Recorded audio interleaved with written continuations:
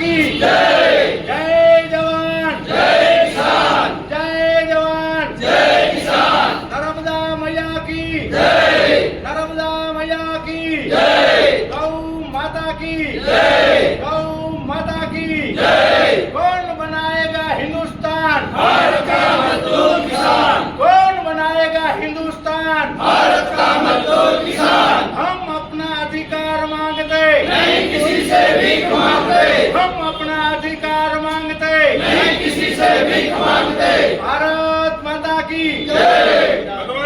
હાલે સરકાર દરેક વખતે ખરીદી માટેની જાહેરાતો કરતી હોય છે. ખરીદી કરવામાં હું અનેક વખત કહી ચૂક્યો છું કે જાહેરાત કરવી અને જમીન સ્તર ઉપર બંને બાબતમાં ફરક હોય છે. ત્યારે મોડું થયું છે, છતાંય મોડું તો ઘણું થયું છે. ખરીદીને પણ લગભગ 1 મહિના જેટલો સમય છે ને લેટ થયો છે અને એમાંય વળી બલાડું કાઢ્યું.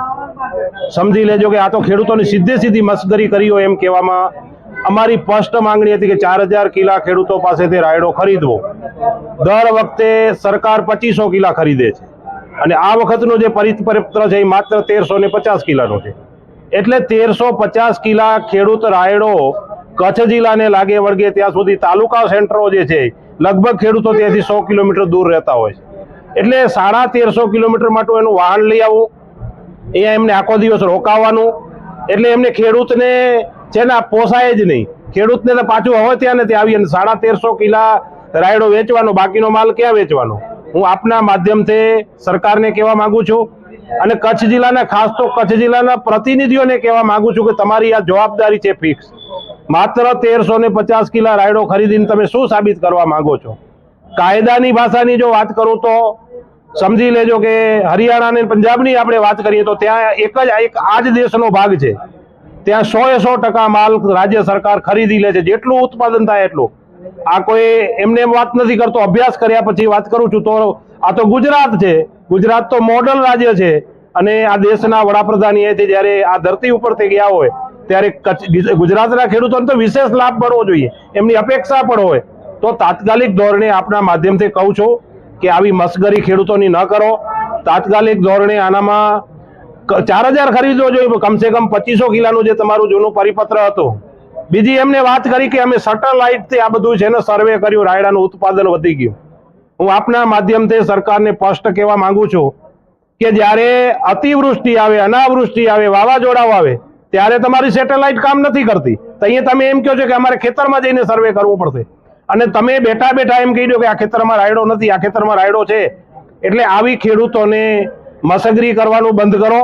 આ દેશ ખેતી પ્રધાન દેશ છે, ખેડૂતો છે તો તમે છો, અસ્તિત્વ આખો દેશનું એના માટે છે. એટલે તાત્કાલિક ધોરણે આમાં ઘટતું કરવું જોઈએ, નહીં તો આગામી દિવસોમાં ગામડે જવું મુશ્કેલ થશે. હવે ખેડૂતોને પણ અમે જાગૃત કરીએ છીએ અને ખેડૂતો અમને નથી આવવા દે એમ. કાલથી જે ફોન ચાલુ થયા છે, ખરેખર ખેડૂતોની જે પીડા છે એ પીડા એટલી બધી મોટી છે અને કોઈ સાંભળવા વાળું નથી. એટલે તાત્કાલિક ધોરણે આમાં રસ્તો કાઢવો જોઈએ, નહીં તો આગામી દિવસોમાં કંઈક વિવિધ કાર્યક્રમો આપવા ફરજ પડશે તો આપવા પડશે.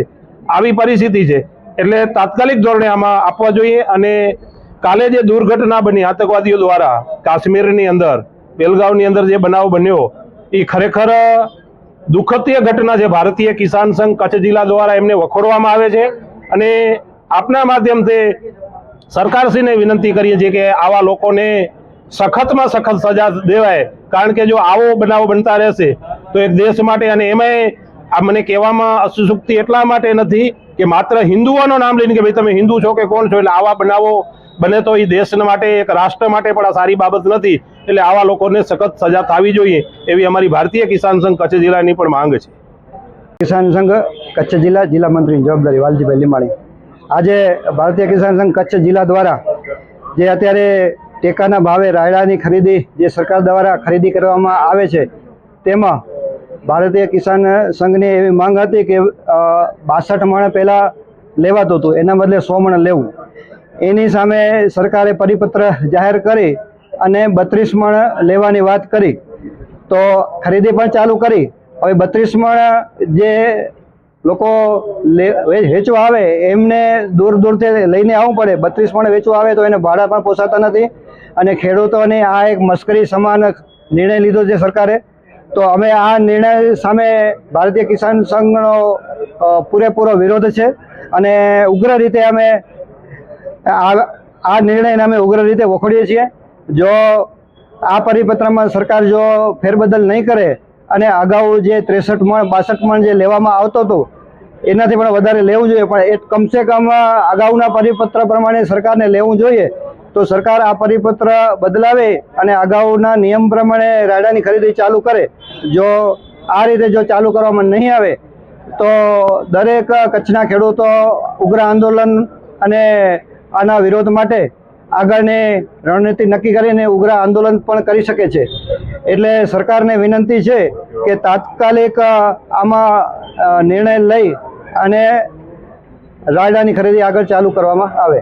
હાલના જે અત્યારે સમજી લો કે અત્યારે કચ્છની જે રાયડાની ઉત્પાદન છે તો અત્યારે ઉત્પાદન પણ સારા પ્રમાણમાં ઉત્પાદન થયું છે.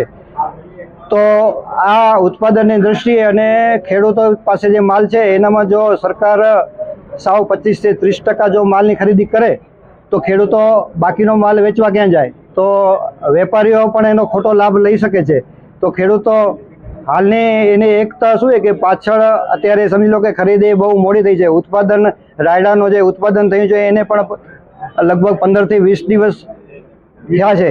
હવે જો ઉત્પાદન લેવામાં ના આવે અને એટલે સામાન્ય ઉત્પાદન લેવામાં આવે ખેડૂતોની આર્થિક પરિસ્થિતિ ખૂબ જ મુશ્કેલમાં છે. એટલે અમારી જે વાત છે કે ભાઈ જે ખેડૂતોની ખરીદી થાય એ તાત્કાલિક થાય અને એને પૂરતા પ્રમાણમાં ભાવ મળવો જોઈએ અને પૂરતા પ્રમાણમાં એની ખરીદી થાય.